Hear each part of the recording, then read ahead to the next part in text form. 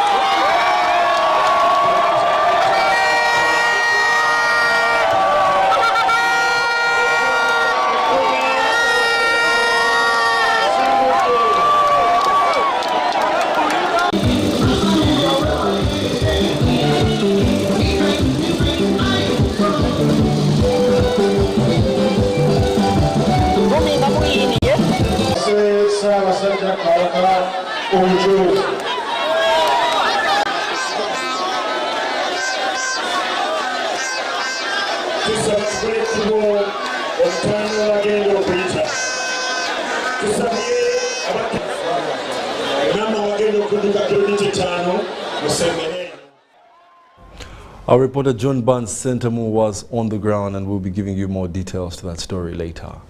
Now, the President Yoweri Kaguta Museveni on Wednesday this week received a report from Human Rights Watch delegation led by the Chief Executive Officer, Mr. Kenneth Roth, containing findings of investigations on alleged torture and human rights violation incidences in Uganda. The President assured the delegation that government will act accordingly on proven torture and human rights abuses cases. He also assured them that he will use the report to verify its findings as a case study to strengthen human rights recognition in the country. In the meeting that took place at the President's country home in Tungamo district, the President assured the delegation that cases of illegal detention, torture and human rights violation will end and they will not be tolerated. He, however, cautioned the delegation that no one can teach him about the subject of human rights because it was one of the Bush factors that compelled him to fight the previous dictatorial regimes. The President assured the Human Rights Watch officials that government will act accordingly on proven torture and human rights abuse cases. He also assured them that he will use the report and verify its findings as a case study to strengthen human rights recognition in the country. He explained to the officials that the government will also battle unnecessary acts by security institutions like the police force on beating, illegally detaining and interrogating people. Museveni, however, applauded Human Rights Watch. The Human Rights Watch chief, who has led the global organization for nearly 3 decades, has transformed the organization from a small regional one to an international human rights organization with global influence. In attendance at the meeting was Ms. Manson Segun, the Human Rights Watch Executive Director for Africa, Ms. Kabin Kaneza, the Advocacy Chairperson of Uganda Human Rights Commission, and Ms. Mariam Wangadia.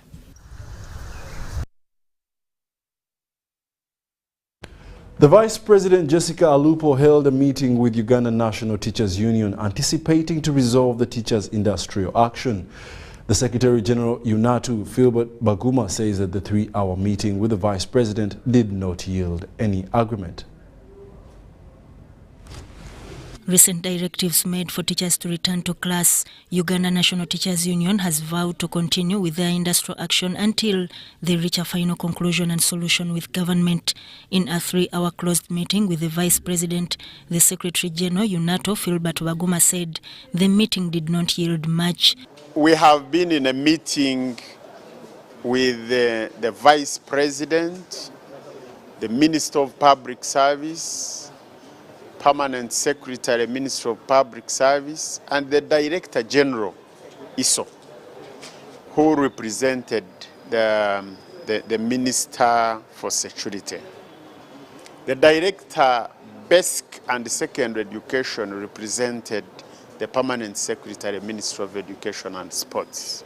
Baguma says teachers under Uganda National Teachers Union are continuing with the industrial action and urge teachers not to be intimidated and not to step in class. We agreed that intimidation is not a way of solving the issue at hand. And therefore, the Vice President, in her own words, indicated that teachers should not be intimidated. Even if you intimidated the teachers and forced them to go to the classroom, it doesn't tantamount to teaching. They may go there and pretend to be teaching, which is more dangerous. Teachers say they want to meet President Museveni to address their challenges. You see, all government employees earned during the lockdown. And therefore, it is not fair. Actually, it is an insult. Because the teachers did not bring COVID-19. COVID-19 came, teachers were forced out because the schools had to close. And therefore, for you to claim that the teachers continued being paid when they were not working, that does not hold any water. You would accuse them if the schools were open and they were not going to work. It is approximately a month since teachers declared their industrial action over salary enhancement. Sudat Kaye, Joseph Muyingo, UBC News.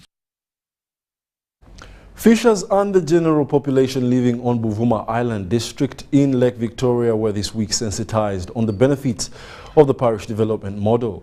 Prime Minister Robina Nabanja asked the fishers to support government programs and also encourage them to diversify to agricultural enterprises. Nabanja was earlier in Nakawa Division for the Parish Development Model Sensitization Program. The Prime Minister, Robina Nabanja, has for the first time toured the island district of Buvuma on Lake Victoria. Her mission is to spread the message of the parish development model to the island community. Directed the local leaders to move down to the people and train them the way we have trained these local leaders. And I have a lot of hope that Buvuma will come up. They talked about palm oil issues. Government has not yet compensated those people who provided us with land. I am going to handle that. Nabanja was joined by the State Minister for Finance, Amos Lugolobi, and other political leaders urged the community to embrace PDM and also diversify from fishing to other commercial agricultural enterprises. With the financial support from government through the parish development model, the leaders are optimistic of rapid social and economic transformation.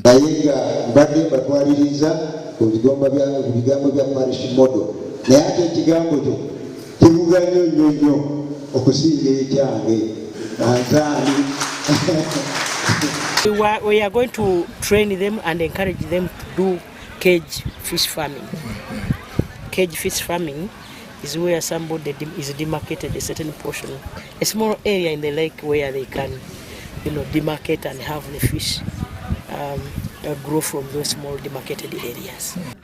Buvuma Island is the largest island of the Buvuma Islands chain in Lake Victoria. However, the area is ranked among the poorest compared to other parts of the country, and this is partly blamed on the limited funds from the central government. It's one of the big cities in the country, bordering with Kenya, Tanzania, and we had it reach. Most had it reach, had to serve and stay. We are not connected to the national power grid. His Excellency promised power, but up now power has not been brought. From the island district, Nabanja returned to Kampala and joined other political leaders in Nakawa Division headquarters for the parish development model sensitization drive.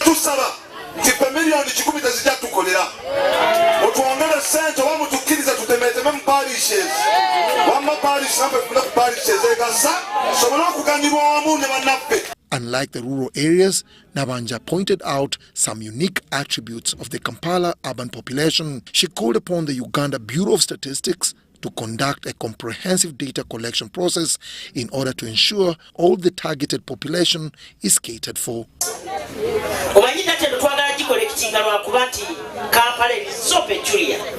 Olwalero omuntu ali Nakawa eso ojja kusanga eri bwayise ali bwayise ojja kusanga ng'ali Jjinja.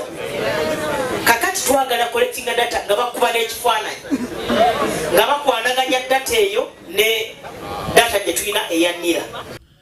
Dennis Igoa for UBC News. The Minister for ICT and National Guidance, Dr. Chris Baryomunsi, this week warned Kanungu district leaders against mixing parish development model initiatives with the political and religious sentiments of their own. The minister says that district leaders have frustrated government programs in the past by mixing their personal interests with national programs. The Minister for ICT and National Guidance, Dr. Chris Baryomunsi, has spent the whole of Monday with the Kanungu district leaders, equipping them with the objectives of Paris development model.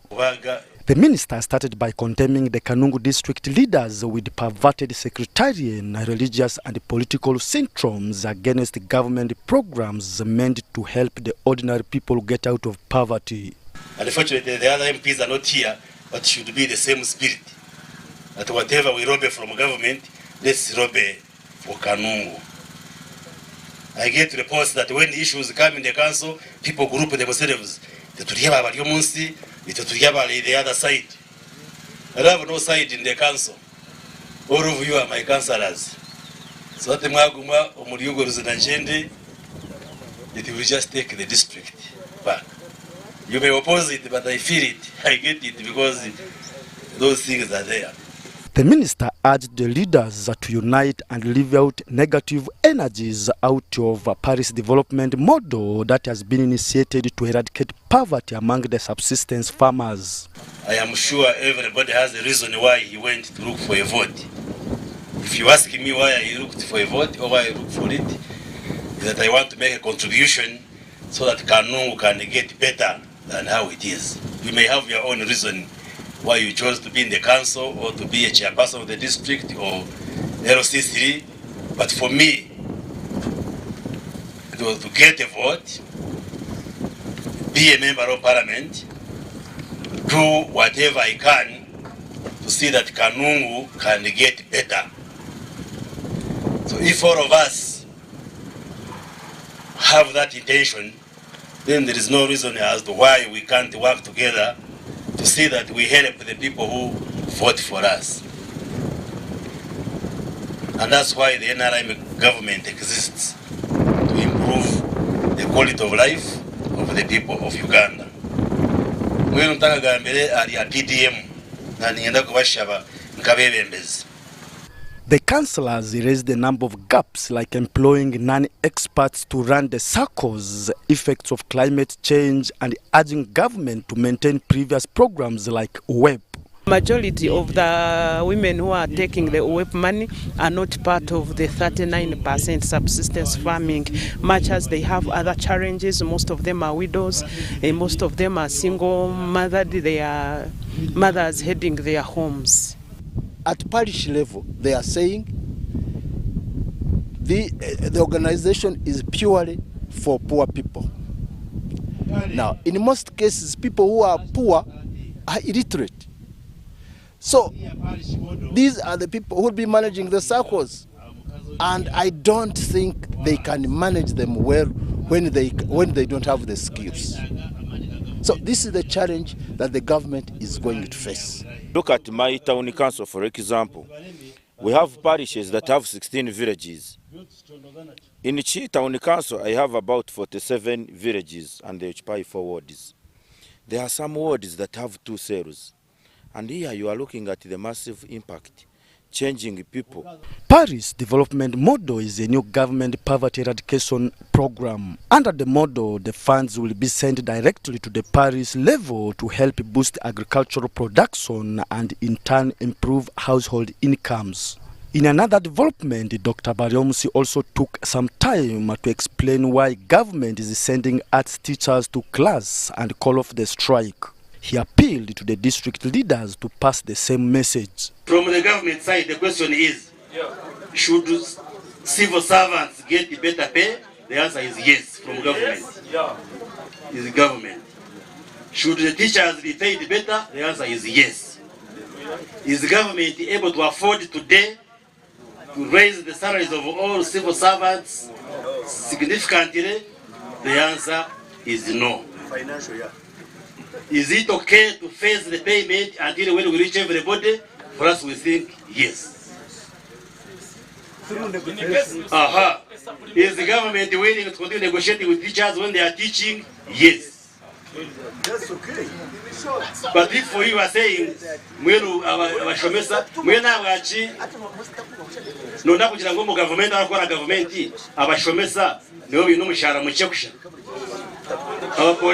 good enough. They are poor and the military officer are Philip Aguta, UBC News in Kanungu.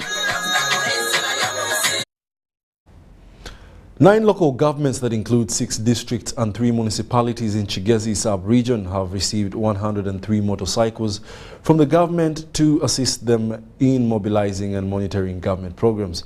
This was revealed by the State Minister for Trade, Industry and Cooperatives, David Bahati, while handing over motorcycles to the lower local government chairpersons at Kabale Municipal Yard this weekend. The State Minister for Industry, David Bahati, has requested chairpersons to use motorcycles given to them by government to monitor government programs. He assured sub-county and town council chairpersons that government will budget for their fuel to avoid becoming redundant. The owner hand over these motorcycles, and these motorcycles are meant to assist you to monitor government programs. They are meant to assist you parish development model. We wanted to look at the Myoga, we want them to monitor health centers in their sub-counties, schools in their sub-counties, to ensure that the government programs are effective and they reach people. and also government will ensure that we budget for the fuel of these motorcycles so that they don't become redundant. It's an appreciation for the work that they've been doing and also the demands of their work. The RDC Kabale, Nyakahita Godfrey, requested sub-county and town council chairpersons to utilize the motorcycles in monitoring government programs brought in their area of administration to ensure that people get quality services. The government is in a serious campaign in ensuring that our people get quality services. And for that matter, the LC3s as political heads are supposed to carry out the monitoring of these government programs that come in their respective sub-counties. The Chief Administrative Officer, Kabale District, Ntimba Edmond, says as Chigezi sub-region that comprises the districts of Chisoro, Kabale, Rubanda, Ruchiga, Kanungu and Rukunjiri received 103 motorcycles for helping the sub-county chairpersons to mobilize and sensitize people for development. Purposes of helping LC3 chairpersons to begin with, to mobilize people for development. These are elected leaders of the people. They are trusted by the people and they know their areas best. So with the PD that we have Presidential Initiative Hub, which is starting on 17th July. So let them recruit people who are not educated, those who fail to get school fees, to come and have skills. The chairperson of the Chairpersons Association in Kabale District, Canon Enoch Kazoba, thanked President Museveni for fulfilling the promise and requested for increase of monthly salary to at least 1 million shillings. Nkebyo mushara abo kwa kushanga chairman wa UBC ari kutunga shilingi emitwaro 38 subsidiary. So we request the president and the government, mostly parliamentarians, just to give us a salary. We are like 1 million. Uganda People's Defense Forces this week started screening eligible medical personnel for the ongoing national recruitment exercise to serve as medics and health workers in the army. The exercise was conducted at Kololo Airstrip, where UPDF emphasized only those with recognized education documents will be fit to join the army medical team.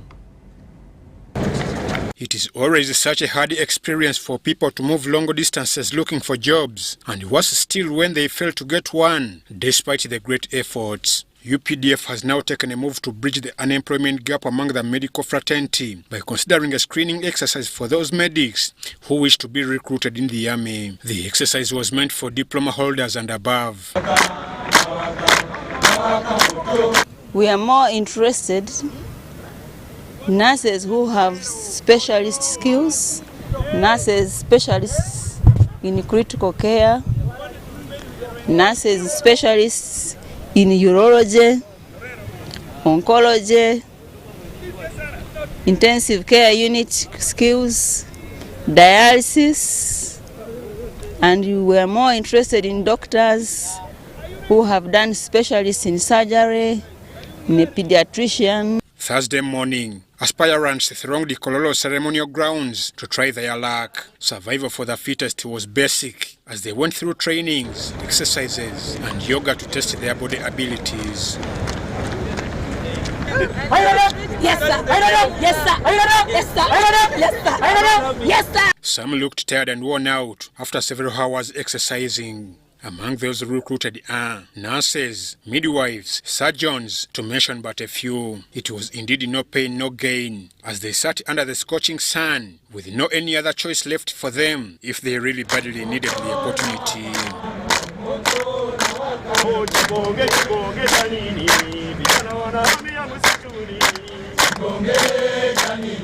Many were left out as they didn't have education documents and credentials, as the rest were not within the eligible age brackets, as Lieutenant Colonel Grace Baguma, the Director of Nursing Services in the UPDF Army, asserts. So you have seen being screened before road running, those who have scars, those who have physical disabilities, those who have previous cesarean sections, if you're a woman, and other men who have different abnormalities are screened out. If you are 30 years and above, we feel you will not be fit for battle fitness exercise. Your age limits you to go through the rigorous training of military training. We don't want to depreciate Ugandans. Baguma also enlightens more about the criteria the candidates should follow, however warns them on fraudulency, especially with academic documents. Considering education from a diploma, a degree, master's in that specific specialty of your undergraduation, or a diploma with an added advantage of specialty skills. You are aware that we are building a massive hospital at Mbuya and other health facilities. I'm Ivan Juko for UBC News. Former presidential candidate Dr. Chiza Besigye and Samuel Lubega Mukaku were this week released on a cash bail of 2.5 million shillings each after spending some time in Luzira prison. The acting chief magistrate of Buganda Road Court, Dr. Douglas Singiza, released the duo on bail. The duo retired Dr. Chiza Besigye and Samuel Lubega Mukaku have once again appeared at Buganda Road Chief Magistrate's Court for bail application as directed by High Court Criminal Division on Thursday. The acting chief magistrate Buganda Road, Dr. Douglas Singiza, presided over the matter. The accused through their legal team, led by Counsel Samuel Moyezi, presented each two sureties, Deputy Lord Mayor Doreen Nyanjura, Dennis Onekarit, Mugume Roland, and Kaija Harrod. Although he didn't object to the bail application, Counsel Ian Chaze, who led prosecution, asked court if it's pleased to grant the accused bail to give them stringent bail terms. To grant the accused persons, applicants to call you, bail as provided for under Articles 20, 23 and 28 of the Constitution of the Republic of Uganda. Magistrate Dr. Douglas Singiza granted the duo a cash bail of 2.5 million shillings each, and each of the four sureties 500,000 Uganda shillings non-cash. However, court prohibited the accused from discussing the matters of this case in the media. I've also considered the high-profile nature of the sureties presented. I'm also satisfied that none of the accused person present evidence of a flight risk. I would therefore release the accused person on the following bail terms. One, I usually advise that parties involved, including their sureties, should desist from making comments on cases like this one until the case is fully heard and determined. After court, Besigye's lawyers had this to say. However, still, the decision that arriving at the 2.5 million shillings is also premised on a wrong position that bail was capped at 3 million shillings by the High Court. That is another decision that we are still challenging. There is no amount at law which is prescribed for grant of an accused person bail. For the judiciary now to make getting bail very expensive makes justice very expensive. And if you make justice very expensive, one, it means justice will be for the rich, those who can pay money to get bail. But two, in a way you're trying to deny people who don't have money their right to demonstrate or their right for freedom. Although the duo has been granted bail, lawyers are still aggrieved by the High Court's decision against their clients the time it denied them bail. We still believe that that was a wrong decision. We insist it shied away from this role and we shall take it on from there. We shall not let that precedent remain on our books of law, practice and procedure. After being released, Dr. Chiza Besigye talked to the media. We are going to first of all sit and reorganize and see the next steps, but no turning back. We must push on until this is sorted out. no doubt about that. Teachers should stand their ground, civil servants should stand their ground, local governments should stand their ground. Dr. Kiza Besigye and Samuel Walter Lubega Mukaku are facing charges of incitement to violence, offences prosecution alleges were committed in Chikubo Parish, Kampala district. According to the sentencing guidelines, if the duo is found guilty with the alleged offence, they are likely to pay a fine of 1.2 million shillings or imprisonment of 3 years. Court will resume on the 29th of July 2022 for mention.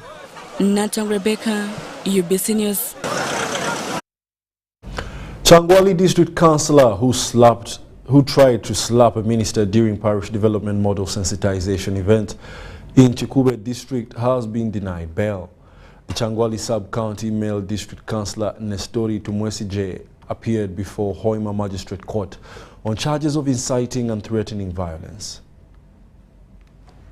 Hoima Grade 1 Magistrate Esther Asimwe has denied bail to a councillor who attempted to beat State Minister for Works and Transport, Fred Biamokama. He has been remanded to Kiriatete Government Prison in Hoima Oil City for 2 weeks by the Hoima Grade 1 Magistrate Esther Asimwe. The councillor committed the offence on Wednesday, June 29, 2022 at Rujunju LC1 headquarters in Kikobe District. The minister was sensitizing communities about the new government's program of the parish development model. However, Tumwesige pleaded not guilty to the offences. The councillor, through his lawyer Raymond Kaseija from Kabega Mwogezi Bukenya Advocates, applied for bail and presented 2 substantial sureties that included Nicholas Kiza, the Kikube District Secretary for Production, and Ashraf Bagada, a resident of Kiriatete East in Hoima City.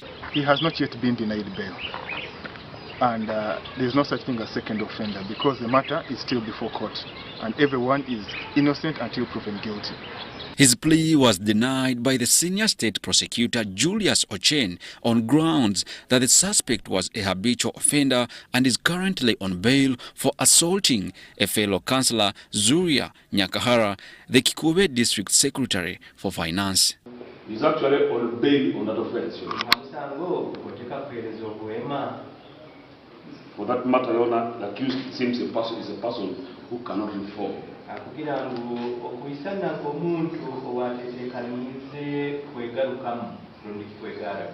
person who knows, I think he feels, can commit an offense and at any time will not enter prison, will be bailed. No, that is not the reason. The reason magistrates say that she needed time to look through the arguments of both the states and his counsel, which is me, and she will make the right decision. I am positive about that. The magistrate Asimwe noted that Tumwesige's bail application will be heard on July 14, 2022. Joshua Kagoro, George Nionzima, UBC News. We'll now take a short commercial break and be back with more weekly roundup news. Take a break right now. The Tales of Kasozi, brought to you by Uganda Communications Commission. Hello, this is Kasozi. How can I help you? Congratulations, congratulations. Oh, one good day. Good day? But I haven't entered any competition. Owadechi, since you use your phone every day, we have randomly selected you as one of our loyal customers, and you have won a brand new pickup. Hey, so how do I get this pickup? The pickup is in Namave. All we have to do is quickly bring it to you. You know, we are delivering many of them. So, just send us 100k for fuel via mobile money and we'll bring it to you. But Chief, I'm in no hurry to receive it. Namambe is just here. Keep it at your warehouse, give me directions and I will get time to pick it up. Vow nawe. If you don't have money, just say. Tonfera, never send money to strangers. Winners of competitions are contacted through official channels and are never asked to pay for anything. Stay tuned for what Kasozi does next. Tonfera, refrain from unnecessary engagements with strangers over the phone. This message is powered by UCC, MTN, Airtel, Bank of Uganda, and NPSP Association. Great entertainment, sports, the local content, telenovela, the movies. There is something for everybody. Go TV, this is where our best stories live. Get the best entertainment for any budget. With GoTV, you will have great entertainment for as little as 13,000 Uganda shillings per month. GoTV, great stories, Zidiwano. GoTV Uganda, love it. Get connected today with the My Airtel 4G smartphone and enjoy free data for 1 whole year worth 86,500 Uganda shillings. That's free 2 GB for the first month and free 1 GB for the next 11 months at only 250,000 Uganda shillings with free data for 1 whole year worth 86,500 shillings, making the effective price of the 4G phone 163,500 shillings only. Airtel, the smartphone network. Are you a player in the tourism sector with a struggling business following the COVID pandemic? UDB, in partnership with European Union, is providing financial assistance to businesses operating in the tourism sector. You can access subsidized loan with grants, loan with a tenure of up to 5 years, free business advisory services, and free environmental impact assessment. Visit www.udbl.co.ug/call for applications to apply. Deadline for submission is 31st October 2022 at 5 p.m. For more information, please call 0414 355 509.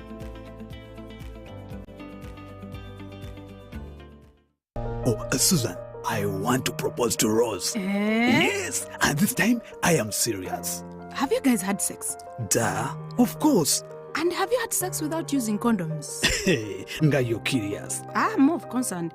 Are you having sex with other people? Hey, hello, is this an interview or what? No, just things you should think about. Do you know Rose's HIV status? Okay, this is serious. Should I be worried? It is actually serious. Do you know your HIV status? I think I am safe.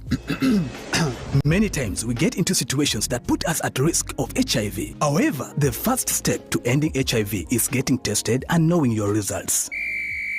It's Time Up HIV. Call 0800-211-046 or text 8080 toll-free for more information about how to prevent HIV. This message is brought to you by Ministry of Health with support from USAID.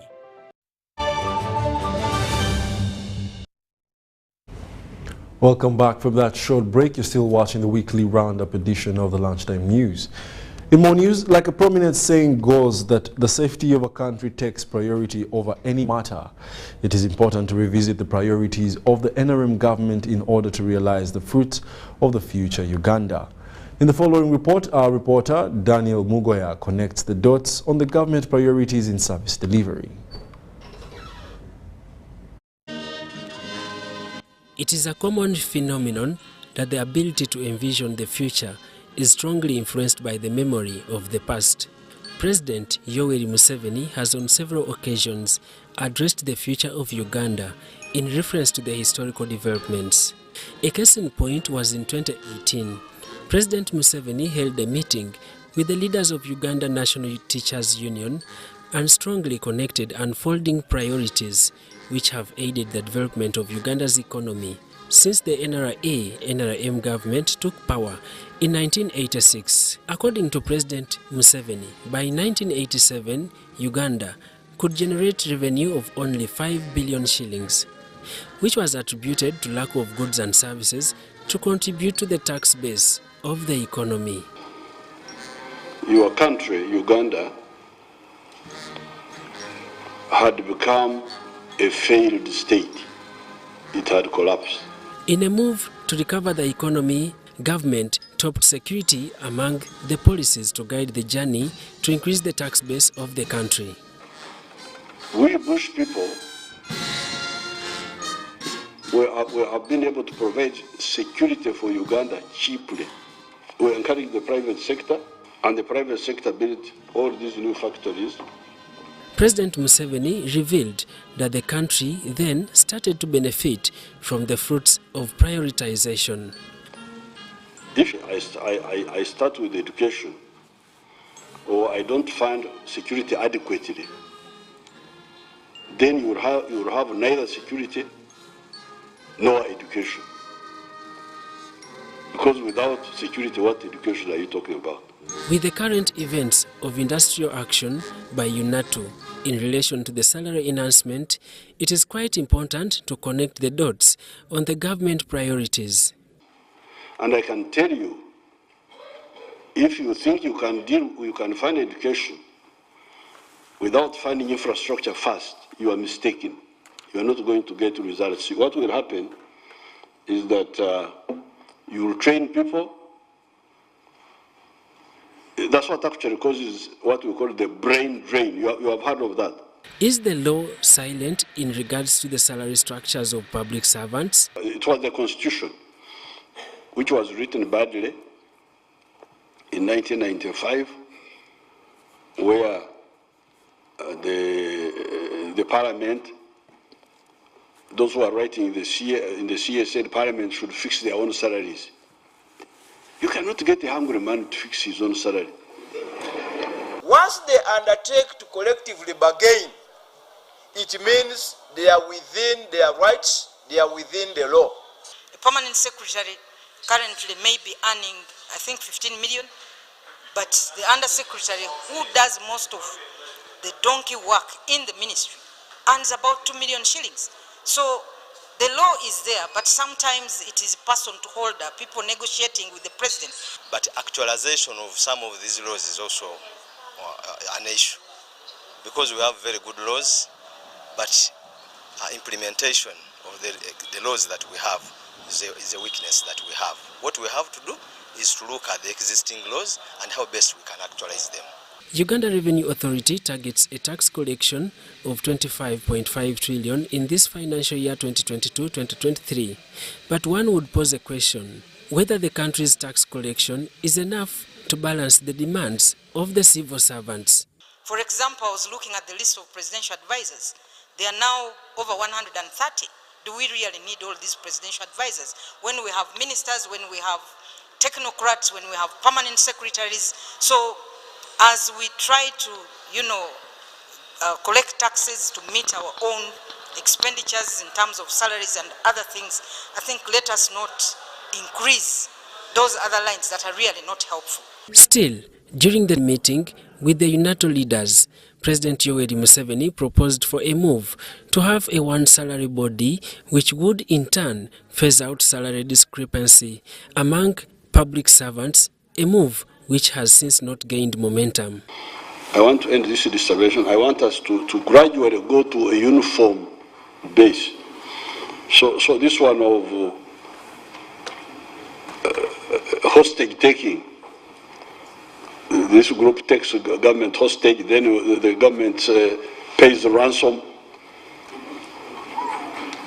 then another group. We should go back to the practice of one salaries board, all public servants. That's what you should be demanding. Should be demanding, and I will support you.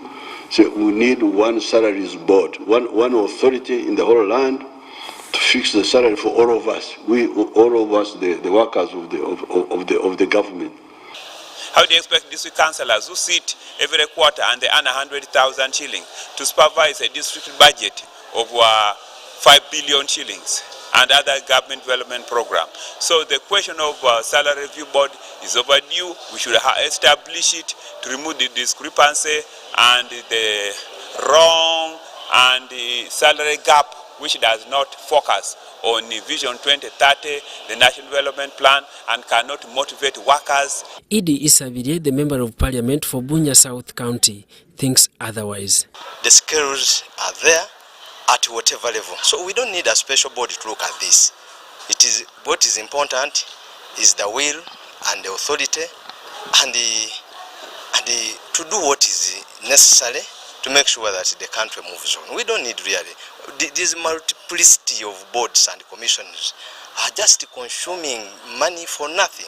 In 2021, the Minister of Public Service advanced a motion of introducing a salary review commission, which among others was to allow room for merging some of the government agencies and also consider the uniformity of remuneration for civil servants. Efforts to get a comment from the Minister of Public Service remained futile as no one was willing to comment on the matter. It should also be remembered that Uganda currently is facing an increase in inflation, at the same time recovering from the effects of the deadly COVID-19 pandemic, while most salary earners have since witnessed no increment to their earnings. Daniel Mugoya, Gloria Gutabinji, UBC News.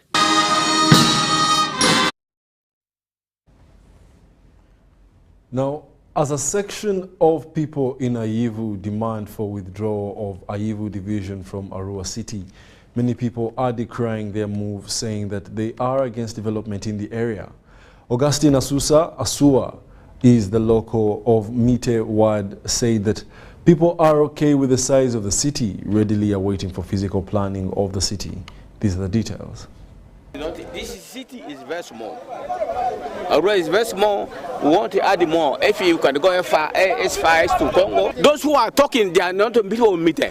These are nonsense people. Ignorance. In a meeting organized by Arua City to explain the physical planning of the city to residents in Adumi, the protesters disorganized the meeting on claims that their Member of Parliament for Ayivu West, John Lematia, who never surfaced at the meeting venue, was not on the program list to speak.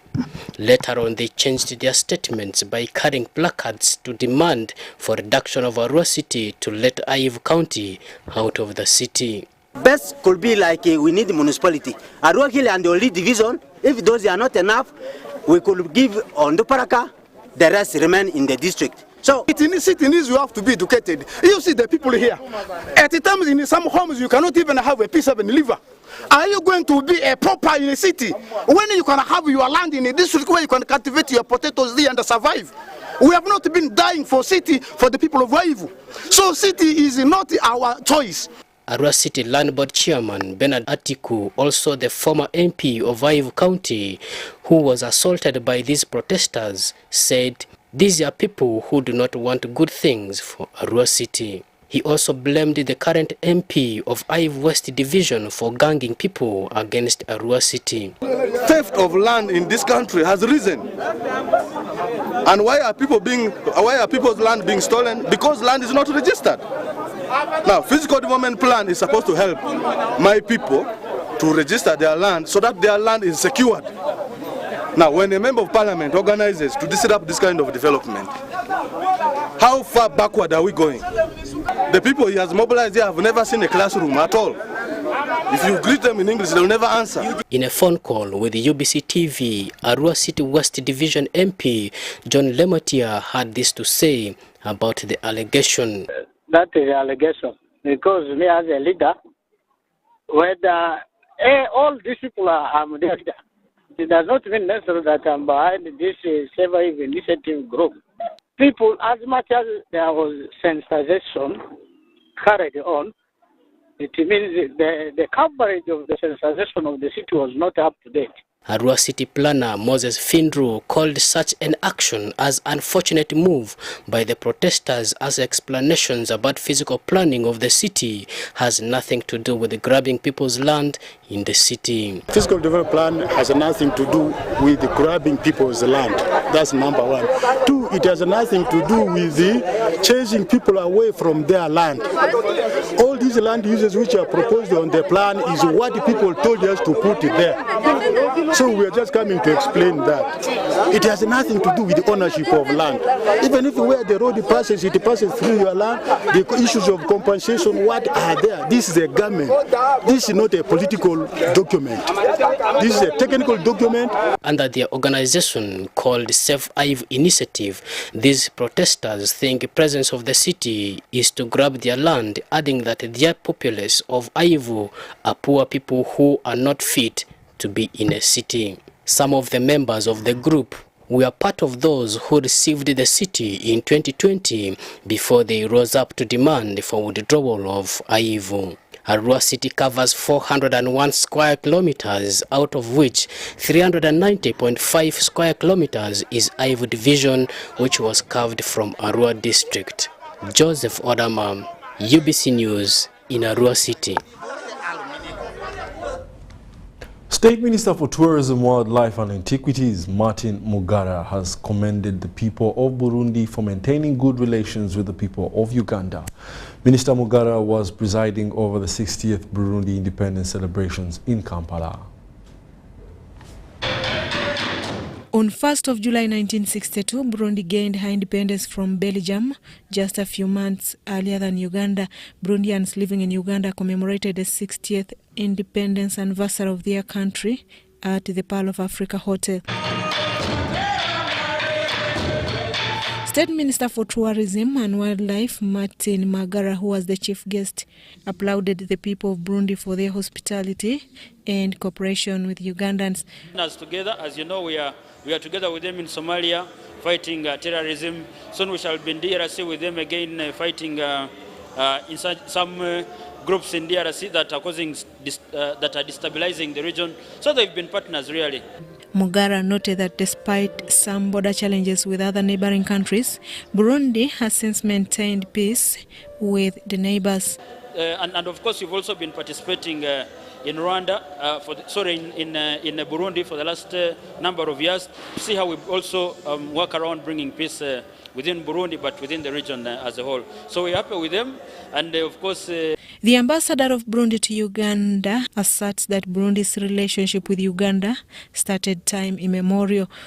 We have a relationship in political consultation. Burundi is one of those East African countries with hospitable people and with diverse culture. Susan Naonga reporting for UBC TV.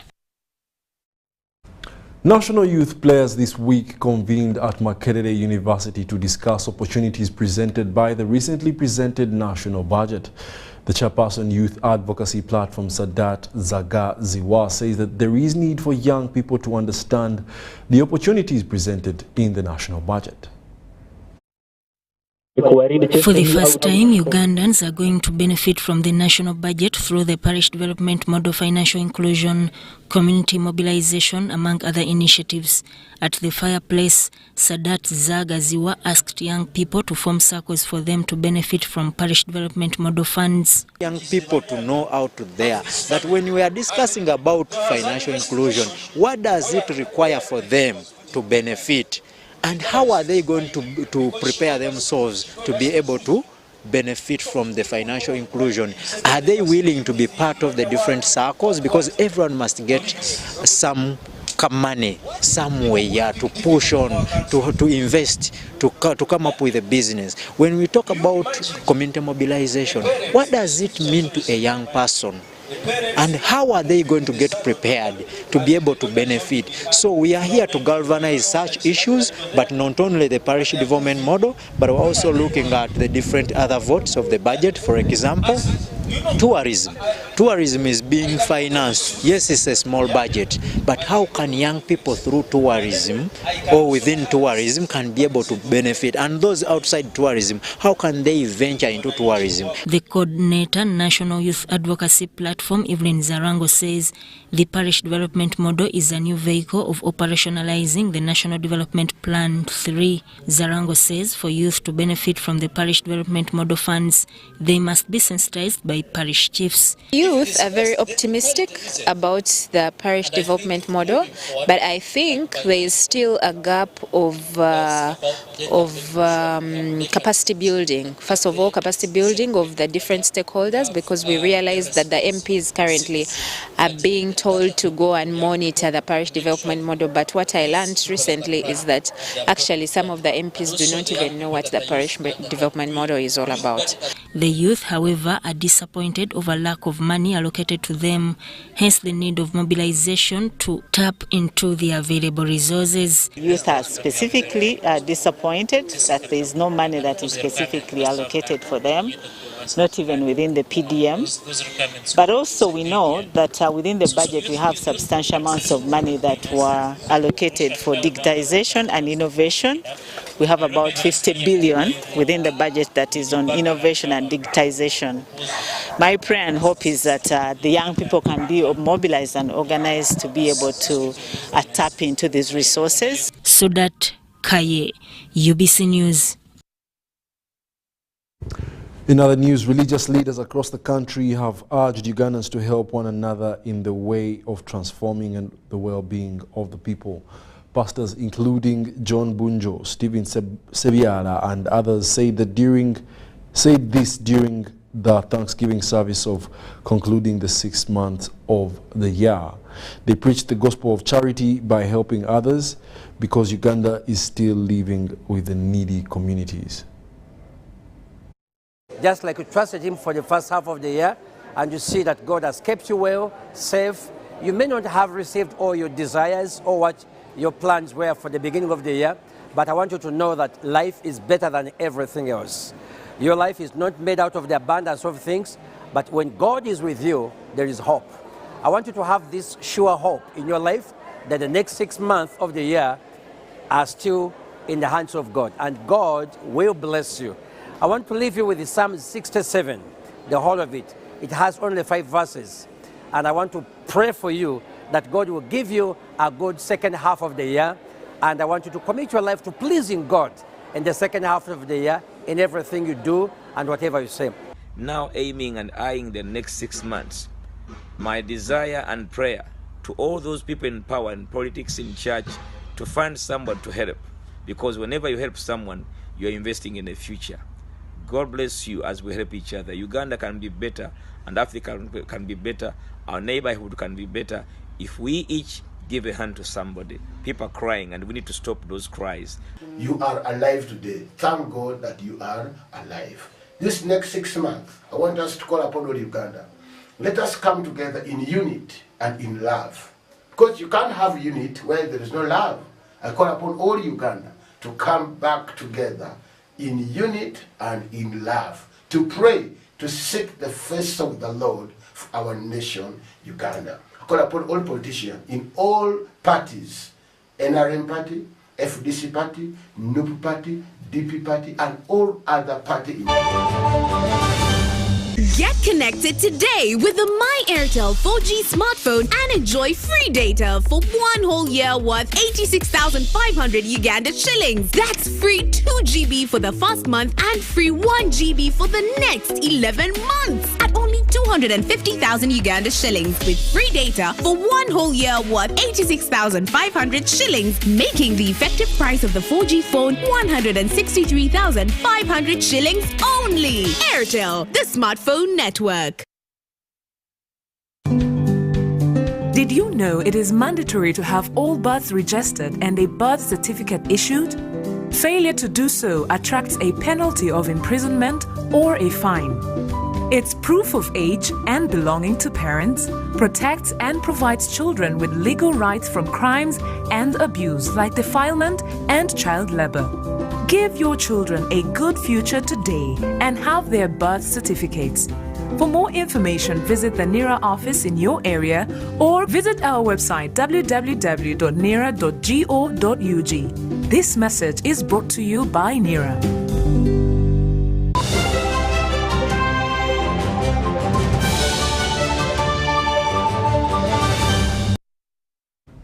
Welcome back. You're still watching the weekly Roundup News edition. Now, the Ministry of Energy and Mineral Development is partnering with the European Union to equip Ugandans with skills of managing and installing major and mini-grid solar plants. At the launch of the VET Toolbox project to train individuals and small businesses on diversity and renewable energies this week, the Assistant Commissioner in charge of bioenergy, John Tumuhimbise, committed more partnerships to hit the target. That's the E40 project. To build a sustainable and resilient renewable energy platform without leaving anyone behind, Ministry of Energy and Mineral Development with partners have hatched a project dubbed VET Toolbox to facilitate the piloting and maintaining of renewable energy. Develop the capacity of the technicians to do solar installations, solar home systems, to do installations in solar generation plants, and also develop capacity in new areas like water pumping and complex solar projects. The project is expected to skill specific classes of people how to maintain and install solar energy applications. It should be noted that Uganda's mega solar plants are installed by hired experts from abroad. Solar subsector is growing and expanding at a fast rate, and we lack the technical and professional people to do the installations, the maintenance, and the repairs. So we're experiencing some challenges, in that some technicians are not proficient and competent enough to do the installations. The partnership between the Ministry of Energy and European Union is to catalyze climate investment and support Ugandan businesses access tools, fostering investments. Skill sets for them to have the right competencies, the right technical skills to be employed in these sectors I was mentioning, including agribusiness. Every sector requires a different skill set. Agribusiness will require a specific skill set. ICT is a different skill set, it's digital skills.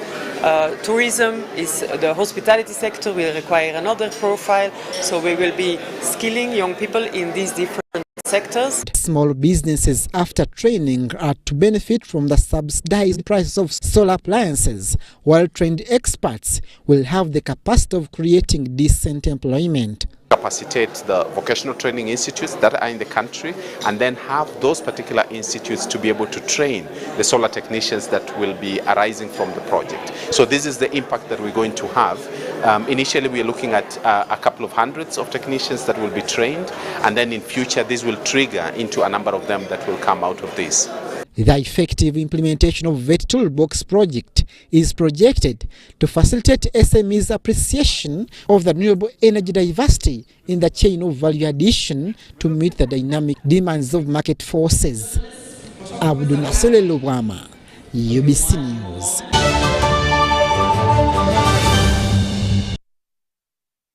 And that brings us to the end of our lunchtime weekly news roundup edition. Thank you for being a lovely audience. My name is Wadulo Arnold, and stay tuned for more news in our subsequent bulletins.